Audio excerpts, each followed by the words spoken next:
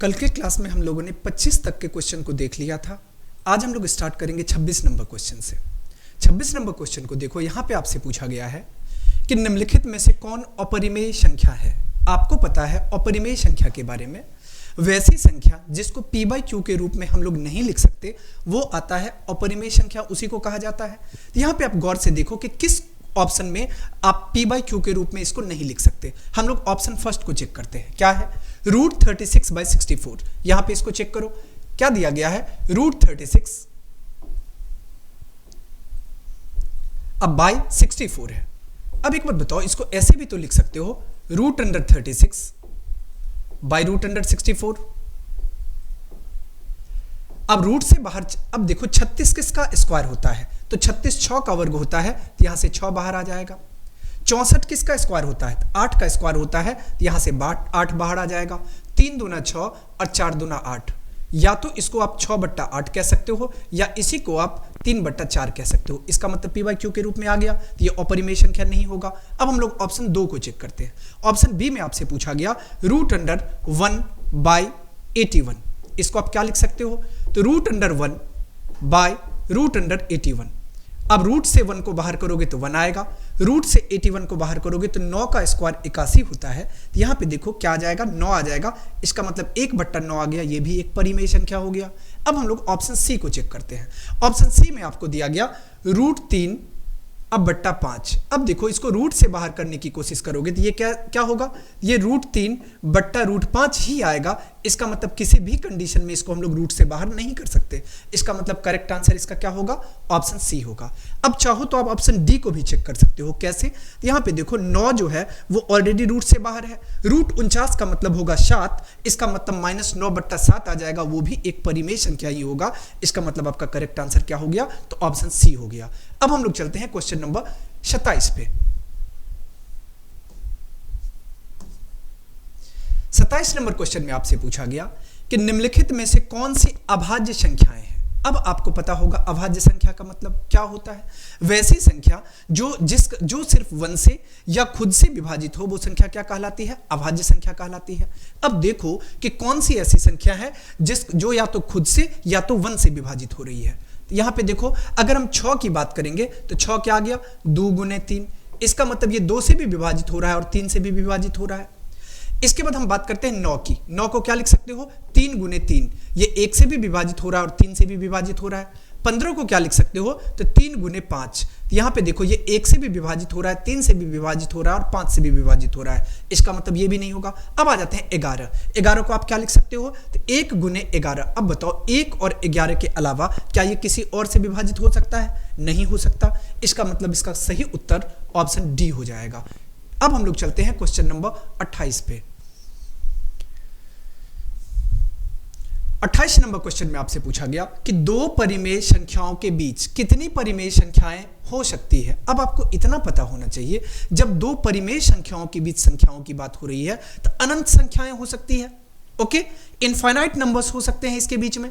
तब अनंत देखो किस ऑप्शन में है, फर्स्ट ऑप्शन में ए है, सेकंड ऑप्शन में बी है, थर्ड ऑप्शन में 3 है और फोर्थ ऑप्शन में अनंत है, इनफाइनाइट। इसका मतलब इसका सही उत्तर क्या होगा, इनफाइनाइट होगा। It means option D is the correct answer. अब हम लोग चलते हैं क्वेश्चन नंबर 29 पे। 29 नंबर क्वेश्चन में आपसे पूछा गया कि 11/15 का दशमलव प्रसार ब्लैंक होगा। मतलब पूछा गया कि दशमलव प्रसार कैसा होगा। अब इसके लिए आपको क्या करना होगा, तो 11 को 15 से भाग करना होगा। एक बार हम लोग भाग करके चेक कर लेते हैं। 15 से अगर हम लोग भाग करते हैं 11 में, यहां पे पॉइंट देंगे तो यहां पे क्या आ जाएगा, 0 आ जाएगा। 15 × 6 = 90। 0, 11 में से 9 माइनस होगा 2 और यहां पे 0 आ जाएगा। अब देखो कि 15 × 6 = 90, यहां पे 15 7 105 भी तो लगाया जा सकता है। तो यहां पे 15 7 हम लोग कर सकते हैं। तो ये आपको आ गया 15 7 105, तो ये 5 आ गया और यहां पे ऑलरेडी पॉइंट है तो एक 0 आ जाएगा। 15 × 45, 5 50, फिर एक 0 आ गया। 15 × 45, 5 50। अब देखो कि ये प्रक्रिया जो है वो लगातार दोहराते चला जाएगा आगे की ओर। क्योंकि फिर 5 दिए फिर 0 आएगा, फिर हम लोग 15 तिया 45 लगाएंगे। इसका मतलब आप डायरेक्ट कह सकते हो कि ये क्या है, ये 0.73 और 3 के ऊपर में क्या है, रेकरिंग है। रेकरिंग का मतलब क्या है, लगातार वो संख्याएं दोहरा रही है। अब यहाँ पे देखो कि इसको आप किसके कैटेगरी में रखते हो, तो इसको हम लोग रखते हैं अशांत की कैटेगरी में। ओके, तो यहाँ पे अशांत किस में दिया गया, तो ये आपको दिया गया ऑप्शन बी में। इसका मतलब 29 का सही उत्तर हो जाएगा ऑप्शन बी। अब हम लोग चलते हैं अगले क्वेश्चन पे। अगला क्वेश्चन होगा क्वेश्चन नंबर 30। 30 नंबर क्वेश्चन में आपसे पूछा गया कि निम्नलिखित में से कौन अपरिमेय संख्याएं हैं। अपरिमेय संख्या का मतलब जिस संख्या को हम लोग p बाई क्यू के रूप में नहीं लिख सकते। अब ऑप्शन वाइज चेक करते हैं। ऑप्शन नंबर फर्स्ट में आपको दिया गया √64 बट्टा √36। ओके, अब √64 है, √64 अब बट्टा कितना है, तो ये 36 है। अब देखो ये रूट दोनों का है, 36 का भी और 64 का भी। इसको आप क्या लिख सकते हो, √64 अब बट्टा √36। अब बताओ कि किसका स्क्वायर 64 होता है, तो 8 का स्क्वायर 64 होता है। यहां पे देखो, यहां पे क्या है, 36 है। अब देखो 64 की बात करें तो किसका स्क्वायर 36 होता है, तो 8 का, तो यहां पे 8 आ जाएगा रूट से बाहर। किसका स्क्वायर 36 होता है, तो 6 का, तो यहां पे आ गया 6। अब देखो 8 बट्टा 6 आ गया, मतलब p बाई क्यू के रूप में आ गया। तो ये जो है वो परिमेय संख्या हो गया। अब हम लोग ऑप्शन बी को चेक करते हैं।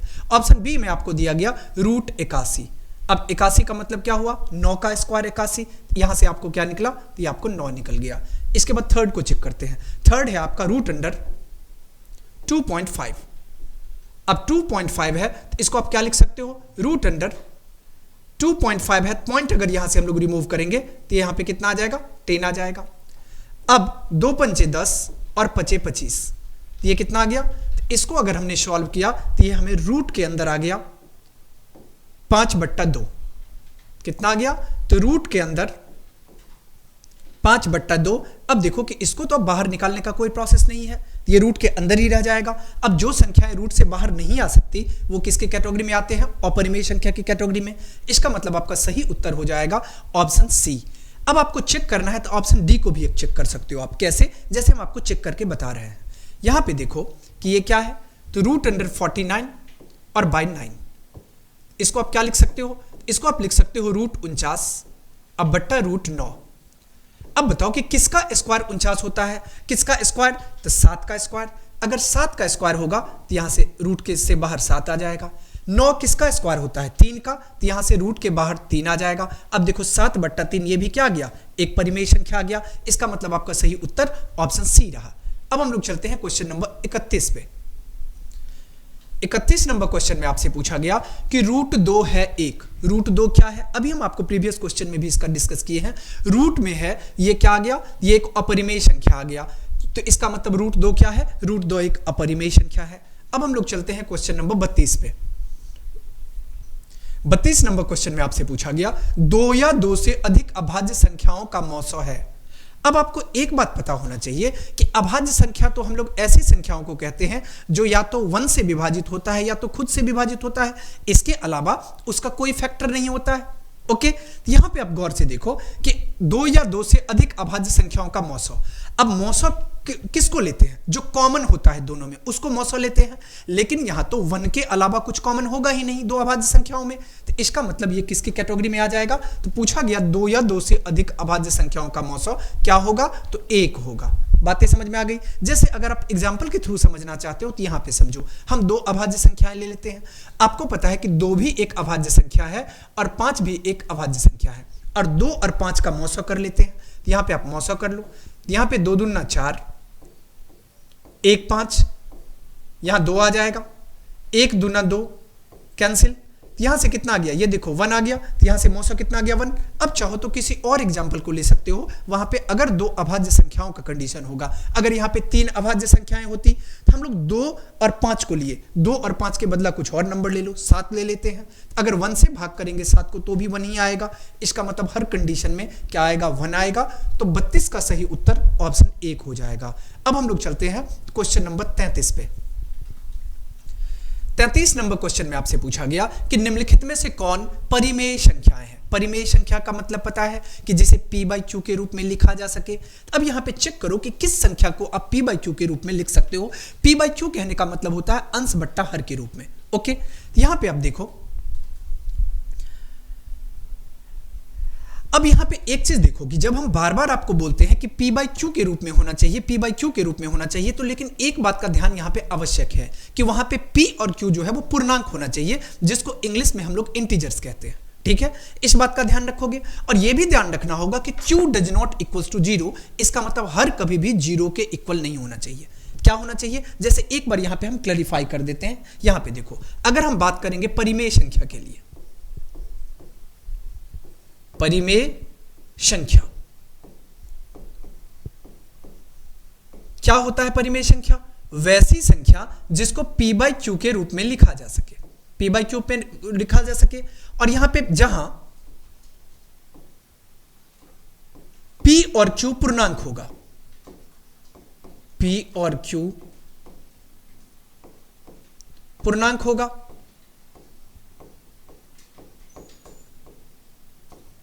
p और q पूर्णांक हो और q कभी भी, q कहने का मतलब यहां पे हर कभी भी 0 के इक्वल ना हो। अगर इन सारे क्राइटेरिया को फुलफिल कर रहा है तो वो संख्याएं क्या कहलाएगी? परिमेय संख्या कहलाएगी। तो अब यहां पे देखो कि किसको आप लिख सकते हो। पहला है √3। अब बताओ, √3 है तो √3 को कभी हम लोग रूट के बाहर कर ही नहीं सकते, इसका मतलब इसको ये जो है वो अपरिमेय संख्या हो गया। दूसरा है आपका 2√2 बट्टा 2, यहां पे इसको चेक कर लेते हैं। 2√2 और बट्टा क्या है? √2 है। अब एक चीज गौर से देखो कि आप √2 से √2 को तो काट सकते हो, ये क्या आ गया? 2 आ गया। अब इसको 2 लिखो या 2/1 लिख लें तो कोई प्रॉब्लम होगा क्या? नहीं होगा। इसका मतलब हम लोग कह सकते हैं कि 2/1 ये p बाई क्यू के रूप में आ गया। और यहां पे गौर से देखो कि 2 भी p बाई क्यू के रूप में आ गया।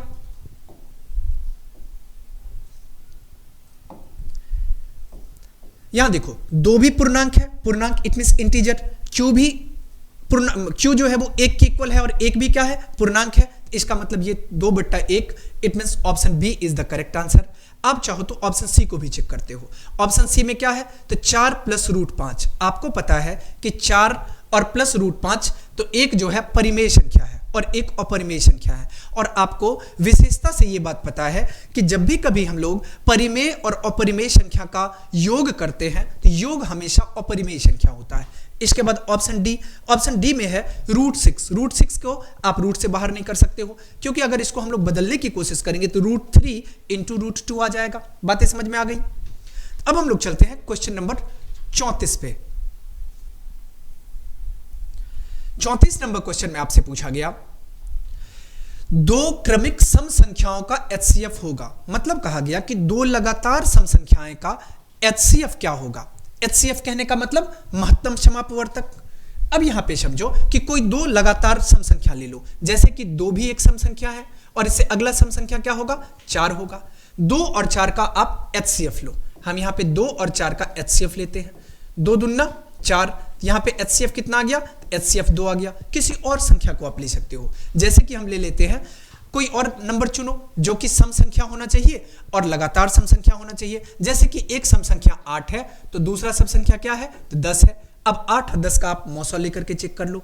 यहां से 8 से भाग करते हैं हम लोग 10 को।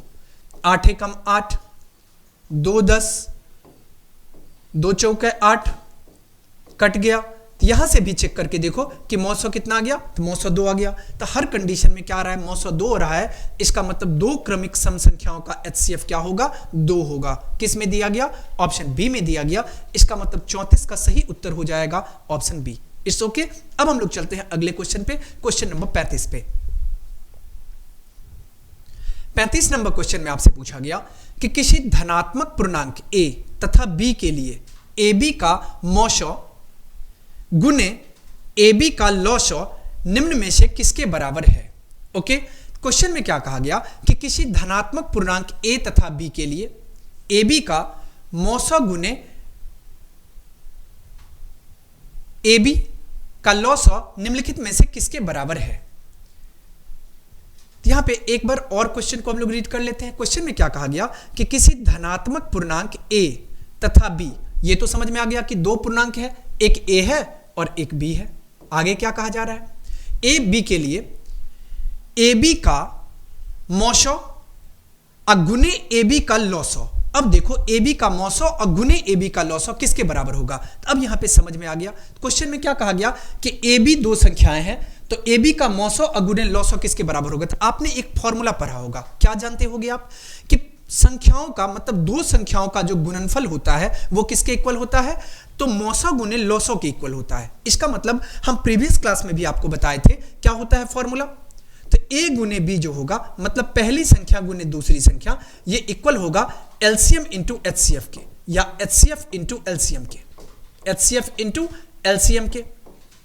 यहां पे आप गौर से देखो कि आपको क्या दे दिया गया, तो आपको दे दिया गया मौसौ गुने लौसौ। मौसौ गुने लौसौ अगर दे दिया तो वो किसके इक्वल होगा, तो दोनों संख्याओं के गुणनफल के, इट मींस ab के। अब गौर से देखो कि ab किस ऑप्शन में दिया गया, तो ab आपको दिया गया a इंटू बी, इसी को तो हम लोग a गुना b कहेंगे, ये दिया गया आपको ऑप्शन सी में। इसका मतलब 35 का सही उत्तर हो जाएगा ऑप्शन सी। ओके, अब हम लोग चलते हैं क्वेश्चन नंबर 36 पे। क्वेश्चन नंबर 36 में आपसे पूछा गया कि यूक्लिड विभाजन एल्गोरिदम दो धनात्मक पूर्णांकों के निम्नलिखित में से किसे परिकलित करने का तकनीक है। इसका मतलब ये रहा क्वेश्चन में कि यूक्लिड विभाजन एल्गोरिदम के थ्रू हम लोग क्या फाइंड करते हैं, क्या पता करते हैं। तो अब आपको पता है कि उसके थ्रू हम लोग मौसौ पता करते हैं। इसका मतलब मौसौ किस में दिया गया, तो मौसौ आपको दिया गया ऑप्शन बी में। इसका मतलब 36 का सही उत्तर डायरेक्ट ऑप्शन बी होगा। अब हम लोग चलते हैं क्वेश्चन नंबर 37 पे। क्वेश्चन नंबर 37 में आपसे पूछा जा रहा है कि पाई है, पाई क्या है। ऑप्शन फर्स्ट में परिमेय संख्या नहीं होगा, ऑप्शन बी में अपरिमेय संख्या बिल्कुल है। पाई क्या है, एक अपरिमेय संख्या है। अब यहीं पे अगर क्वेश्चन बदल करके आपसे एग्जामिनर ये पूछ लेता पाई का वैल्यू कितना होता है, तो 22/7 होता है। अगर आपसे कोई एग्जामिनर ये पूछ ले कि 22/7 क्या है, ये पाई का ही तो वैल्यू है। लेकिन अगर कभी आपको क्वेश्चन में 22/7 दिखाई दे तो आपको समझ जाना कि ये परिमेय संख्या है। ओके, ये अगर 22/7 हो क्वेश्चन में तो परिमेय संख्या को टिक करना है, अगर पाई दिखाई दे तो आपको अपरिमेय संख्या को टिक करना है। तो इसका सही उत्तर हो जाएगा ऑप्शन बी। अब हम लोग चलते हैं क्वेश्चन नंबर 38 पे। 38 नंबर क्वेश्चन में आपसे पूछा गया कि निम्नलिखित में से कौन अपरिमेय संख्या नहीं है। अब अपरिमेय संख्या नहीं है मतलब परिमेय संख्या है। ओके, तो यहां पे आप चेक करो कि कौन सा परिमेय संख्या होगा। अब √7, अब √7 जो है ये तो बिल्कुल क्लियर है कि ये अपरिमेय संख्या है। √3/7 ये भी बिल्कुल क्लियर है कि अपरिमेय संख्या है। √2/5 ये भी बिल्कुल क्लियर है कि ये भी क्या है, एक अपरिमेय संख्या है। तो अब हम लोग चेक करते हैं √75/√48 को। यहां पे आप चेक कर लो √75/√48 को। देखो प्रथम दृष्टया दिखने में ये तो हमें अपरिमेय संख्या दिखाई दे रहा है, लेकिन हम लोग एक बार इसको सॉल्व करके चेक कर लेते हैं। अगर आप 75 को लिखना चाहोगे अभाज्य गुणनखंड के रूप में तो क्या लिख सकते हो, 3 × 5 × 5, 3 × 5 = 15 और 15 × 5 = 75। 48 को क्या लिख सकते हो, 48 को आप अभाज्य गुणनखंड के रूप में लिख सकते हो। 2 से भाग करेंगे 24 आएगा, 2 से भाग करेंगे 12 आएगा, 2 से भाग करेंगे 6 आएगा, 2 से भाग करेंगे 3 आएगा और यहाँ पे 3 आ जाएगा। अब इसको रूट से बाहर करने की कोशिश करो। यहाँ पे देखो 2 दूना 4, 2 दूना 8, 2 दूना 16, 48 बिल्कुल मैच कर रहा है। अब यहाँ पे देखो इसको आप क्या लिख सकते हो, 5√3 लिख सकते हो। और इसको क्या लिख सकते हो, यहां से 1 2 बाहर आएगा, फिर 1 2 बाहर आएगा, इसका मतलब 2 दूना 4 यहां से बाहर आ जाएगा, तो रूट के अंदर क्या बचेगा, 3 बचेगा। अब आप गौर से देखो कि आप √3 से √3 को तो काट सकते हो, तो यहां से क्या आ गया, तो ये आपको आ गया 5/4। अब देखो कि 5/4 आ गया, इसका मतलब p/q के रूप में लिख दिए। और यहाँ पे 5 भी पूर्णांक है और 4 भी पूर्णांक है और डिनोमिनेटर 4 है, इसका मतलब 0 के इक्वल नहीं है। ये परिमेय संख्या के सारे क्राइटेरिया को फुलफिल कर रहा है। ऐसे कंडीशन में हम लोग कह सकते हैं कि ऑप्शन नंबर डी हमारा सही उत्तर होगा। अब हम लोग चलते हैं क्वेश्चन नंबर 39 पे। क्वेश्चन नंबर 39 में आपसे पूछा गया कि √3 और √5 है। अब √3 और √5 क्या है, पहला आपको पूछा गया पूर्णांक संख्या, नहीं होगा पूर्णांक संख्या। सेकंड कहा गया कि एक अपरिमेय संख्या, बिल्कुल एक अपरिमेय संख्या होगा। ओके, तो अपरिमेय संख्या किस में दिया गया है, यह आपको दिया गया ऑप्शन बी में। इसका मतलब 39 का जो सही उत्तर होगा वो ऑप्शन बी होगा। ओके, अब हम लोग चलते हैं क्वेश्चन नंबर 40 पे। 40 नंबर क्वेश्चन में आपसे पूछा गया 0 और 50 के बीच विषम संख्याओं की संख्या है। अब 0 और 50 के बीच की बात करें तो कितना आ जाएगा? बिल्कुल क्लियर है कि 25 विषम संख्याएं होंगी। तो यहां से कितना आ जाएगा? 25। तो इसका सही उत्तर हो जाएगा 40 का बी। अब हम लोग चलते हैं क्वेश्चन नंबर 41 पे। 41 नंबर क्वेश्चन में आपसे पूछा गया कि 5, 15 और 20 के लॉसो और मौसो का अनुपात है। मतलब आपसे क्वेश्चन में पूछा गया कि 5, 15 और 20 के लॉसो और मौसो का अनुपात क्या होगा। तो पहले हम लोग लॉसो फाइंड कर लेते हैं। 5, 15 और 20, अगर इसका लॉसो फाइंड करेंगे, पहले आप 5 से भाग कर लो। 5 एकम 5, 5 तिया 15, 5 चौका 20। अब तो भाग नहीं कर सकते, सबको गुना कर लेते हैं। 5 गुने 3 गुने 4 कितना आ गया? 5 तिया 15 चौके 60। It's okay. अब चलते हैं इसका मौसो फाइंड कर लेते हैं। पहले 5 और 15 का मौसो करोगे तो 5 और 15 का मौसो कितना आ जाएगा? 5 एकम 5, 5 तिया 15, ये आपको 5 आ गया। अब 5 से और 20 का मौसो करोगे, 5 और 20 का मौसो कितना आएगा? तो 5 एकम 5, 5 चौका 20, तो यहां से भी ये कट गया, तो यहां से भी कितना आ गया? 5 आ गया। इसका मतलब आपको मौसो 5 आ गया और लॉसो कितना आ गया? 60। और अनुपात किसका पूछा जा रहा है? तो लॉसो अब बट्टा मौसो का, लॉसो बट्टा मौसो पूछा जा रहा है। लॉसो के जगह पे कितना है? 60 है। मौसो के जगह पे कितना है? 5 है। 5 एकम 5, 12 पंचे 7, तो ये कितना आ जाएगा? तो 12 बट्टा 1 आ जाएगा। अब इसी को आप क्या लिख सकते हो? 12 अनुपात 1 लिख सकते हो। अब चेक करो कि किसमें 12 अनुपात 1 है। तो ये आपको ऑप्शन नंबर डी में दिया गया है। इसका मतलब 41 का सही उत्तर हो जाएगा ऑप्शन डी या विकल्प 4। अब हम लोग चलते हैं क्वेश्चन नंबर 42 पे। क्वेश्चन नंबर 42 में आपसे पूछा गया कि निम्नलिखित में से कौन अपरिमेय नहीं है। अब अपरिमेय नहीं कहने का मतलब परिमेय होगा। परिमेय कहने का मतलब p बाई क्यू के रूप में लिखा जा सकता है। अब चेक करो कि आप किसको p बाई क्यू के रूप में लिख सकते हो। यहां पे फर्स्ट आपको दिया गया √10। अब √10 को अगर हम लोग बाहर करने की कोशिश करेंगे तो ये कभी बाहर नहीं होगा, क्योंकि ये क्या आ जाएगा? ये रूट के अंदर आ जाएगा 2 गुने 5। 2 भी जो है यहाँ पे 2 को भी बाहर नहीं कर सकते और 5 को भी बाहर नहीं कर सकते, क्योंकि ये दोनों अभाज्य संख्याएं हैं। इसके बाद हम लोग चेक करते हैं √24 को। अगर आप √24 को चेक करते हो तो ये कितना आ जाएगा? ये आपको आ जाएगा 2 से 12, 2 से 6 और 2 से 2 गुने 3। कितना आ जाएगा? 2 दूना 4, दूना 8 तिरिक 24। इसको अगर बाहर भी करते हैं तो ये आपको आ जाएगा 2√6। इसका मतलब 2√6 भी क्या है? एक यहाँ पे अपरिमेय संख्या है। अब हम लोग चलते हैं √35। अब √35 है, इसको भी आप बाहर नहीं कर सकते, क्योंकि अगर इसको लिखना भी चाहे तो हम लोग क्या लिख सकते हैं? √7 गुने 5, ये भी बाहर नहीं आएगा। अब चेक करते हैं ऑप्शन डी को। ऑप्शन डी क्या है? तो ऑप्शन डी है 121। अब 121 कहने का मतलब क्या हुआ? इसको आप लिख सकते हो 11 गुने 11। 11 गुने 11 है, यहां से तो 11 बाहर आ गया, 11 बाहर आ गया। या इसको आप क्या लिख सकते हो? 11 बट्टा 1 लिख सकते हो, p बाई क्यू के रूप में आ गया। इसका मतलब हम लोग कह सकते हैं कि इसका सही उत्तर क्या हो जाएगा? तो ये ऑप्शन डी हो जाएगा। अब हम लोग चलते हैं क्वेश्चन नंबर 43 पे। क्वेश्चन नंबर 43 में आपसे पूछा गया कि दो संख्याओं a और b का लॉसो 36 है, मौसो 2 है, तो a का मान है। मतलब ये समझो, क्वेश्चन में कहा गया कि दो संख्याएं a और 18 का लॉसो 36 दे दिया गया और मौसो 2 दिया गया, तो पूछा गया a का मान क्या होगा। इसके लिए आपको एक फॉर्मूला पता है कि पहली संख्या गुने दूसरी संख्या बराबर लॉसो गुने मौसो। इसका मतलब हम लोग कह सकते हैं पहली संख्या क्या है? पहली संख्या a है। दूसरी संख्या क्या है? दूसरी संख्या 18 है। इस दोनों का जो गुना करने पे जो प्रोडक्ट फाइंड होगा वो किसके इक्वल होगा? तो लॉसो गुने मौसो के। तो लॉसो किसके इक्वल है? 36 के। मौसो किसके इक्वल है? 2 के। अब इसको आप सॉल्व कर लो। सॉल्व करोगे तो a बराबर क्या लिख सकते हो? तो a इक्वल्स टू आ जाएगा 36 गुने 2 और बट्टा 18। 18 एकम 18, 18 दूना 36। तो यहां से 2 को 2 से गुना करने पे कितना आ गया? 4 आ गया। अब चेक करो कि आपको किस विकल्प में 4 दिखाई दे रहा है। हमें ऑप्शन सी में 4 दिखाई दे रहा है। इसका मतलब 43 का सही उत्तर विकल्प 3 हो जाएंगे। ओके, अब हम लोग चलते हैं क्वेश्चन नंबर 44 पे। 44 नंबर क्वेश्चन में आपसे पूछा गया कि यदि p तथा q दो अभाज्य संख्याएं हैं, मतलब p और q दोनों अभाज्य संख्याएं हैं उसका मौशा है। अब बताओ आप कि जब अभाज्य संख्याएं हैं तो उसमें कुछ कॉमन आएगा ही नहीं, सिवाय एक के अलावा कुछ कॉमन नहीं होगा। इसका मतलब इसका जो है क्वेश्चन में पूछा गया कि मौसौ है, तो मौसौ क्या होगा, एक होगा। एक किस में दिया गया है, तो एक आपको दिया गया है ऑप्शन डी में। इसका मतलब 44 का सही उत्तर हो जाएगा ऑप्शन डी। ओके, अब हम लोग चलते हैं अगला क्वेश्चन पे। अगला क्वेश्चन हमारा 45 नंबर होगा। क्वेश्चन को समझो। पहले क्वेश्चन में आपको यह कहा गया कि सबसे छोटी अभाज्य संख्या और सबसे छोटी भाज्य संख्या का गुणनफल है। अब आपको पहले यह पता होना चाहिए कि सबसे छोटी अभाज्य संख्या होती क्या है।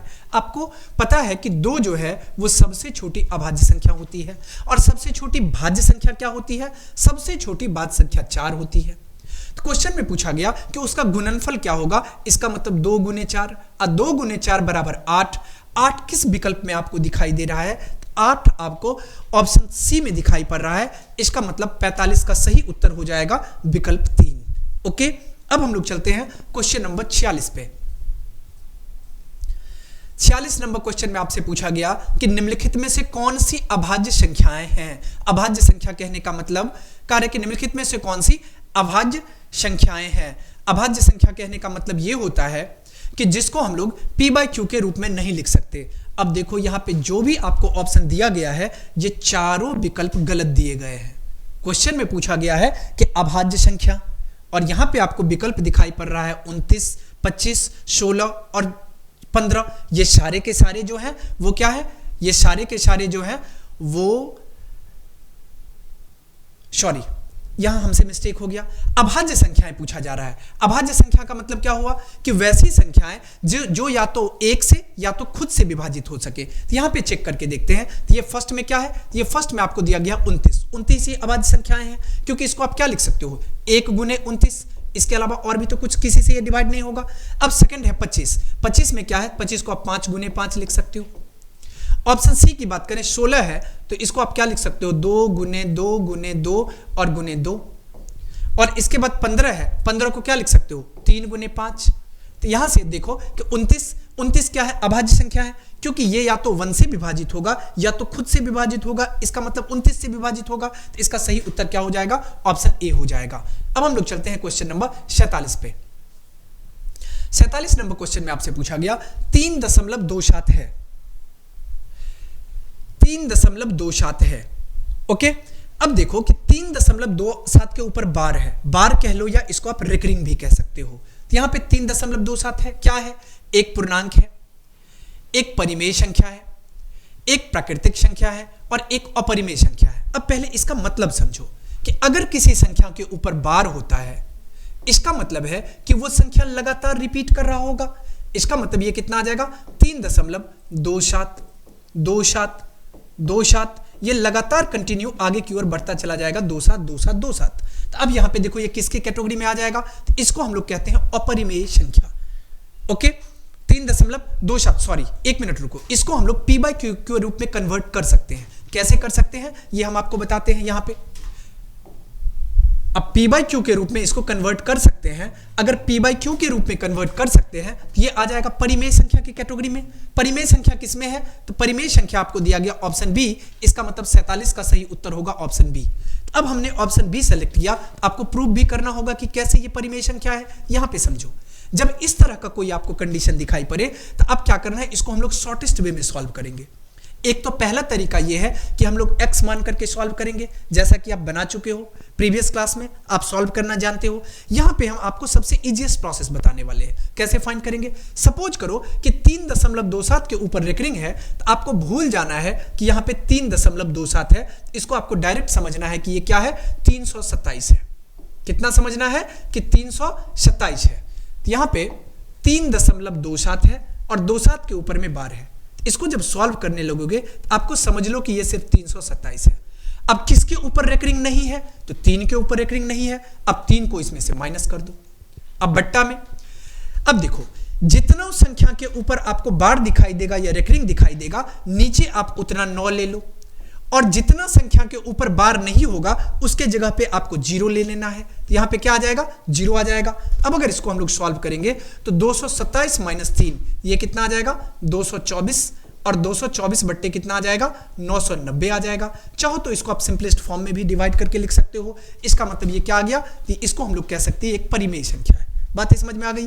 अब हम लोग चलते हैं क्वेश्चन नंबर 48 पे। 48 नंबर क्वेश्चन में आपसे पूछा गया कि किसी पूर्णांक m के लिए सम संख्या का रूप है। अगर m के लिए सम संख्या का रूप की बात करेंगे तो ये क्या होगा, तो 2m हो जाएगा। फर्स्ट आपको दिया गया m + 2 नहीं होगा, सेकंड है आपका 2m + 1 नहीं होगा, थर्ड है 2m, तो बिल्कुल 2m सम संख्या के लिए क्या हो जाएगा, 2m हो जाएगा। इसका मतलब 48 का सही उत्तर हो जाएगा ऑप्शन सी। अब हम लोग चलते हैं क्वेश्चन नंबर 49 पे। 49 नंबर क्वेश्चन में पूछा गया कि निम्नलिखित में से कौन सा अपरिमेय नहीं है। अब अपरिमेय नहीं है इसका मतलब परिमेय है। अब कैसे परिमेय है, अब परिमेय तब होगा जिसको हम p/q के रूप में लिख सकते हैं। अब चेक करके देखना होगा कि किसको हम p/q के रूप में लिख सकते हैं। तो यहां पे देखो पहला ऑप्शन है आपका √64 बट्टा √81। इसको आप सॉल्व करके देख लो। इसको अगर हम सॉल्व करेंगे तो √64 अब बट्टा क्या है, 81 है। अब ये दोनों रूट के अंदर है, इसको आप क्या लिख सकते हो, √64 और बट्टा √81। इतना आपको पता है कि 64 किसका वर्ग होता है, 8 का वर्ग होता है, यहां से 8 बाहर आ जाएगा। 81 किसका वर्ग होता है, 9 का वर्ग होता है, तो यहां से 9 बाहर आ जाएगा। ये क्या आ गया, 8/9। और 8/9 क्या है, p/q के रूप में है।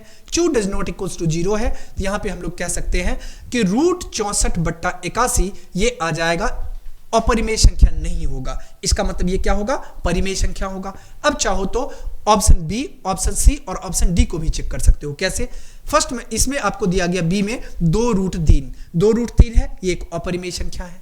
ऑप्शन सी में दिया गया √21 बट्टा 35, ये भी एक अपरिमेय संख्या है। और इसके बाद √3 इंटू √2, ये भी क्या आ जाएगा, एक अपरिमेय संख्या आ जाएगा। इसका मतलब अपरिमेय संख्या नहीं होगा, तो विकल्प एक अपरिमेय संख्या नहीं होगा। अब हम लोग चलते हैं क्वेश्चन नंबर 50 पे। क्वेश्चन नंबर 50 में आपसे पूछा गया कि निम्नलिखित में से किसका दशमलव प्रसार शांत है। शांत कहने का मतलब क्या होता है कि कुछ टर्म के बाद वो कंप्लीटली कट जाए, वो शांत के कैटेगरी में आता है। तो यहां पे आप चेक करो कि पहला है 3/8, क्या है, तो 3/8 है। इसका मतलब आप 8 से भाग कर लो 3 को। अगर हम 8 से भाग करेंगे 3 को तो ये कितना आ जाएगा, तो 0.08 तरीके 24, 36 आ जाएगा, 0 आ जाएगा, 8 7 56, 4 आ जाएगा और यहां फिर 0 आ जाएगा, 8 5 40।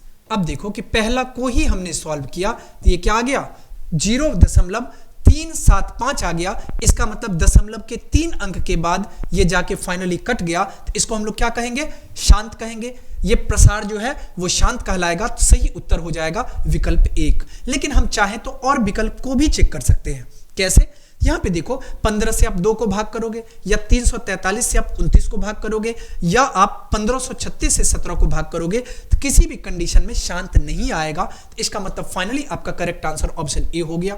ओके, अब देखो इसके साथ ही हमारा जो सेकंड था 25 क्वेश्चन का लॉट ये कंप्लीट हो गया।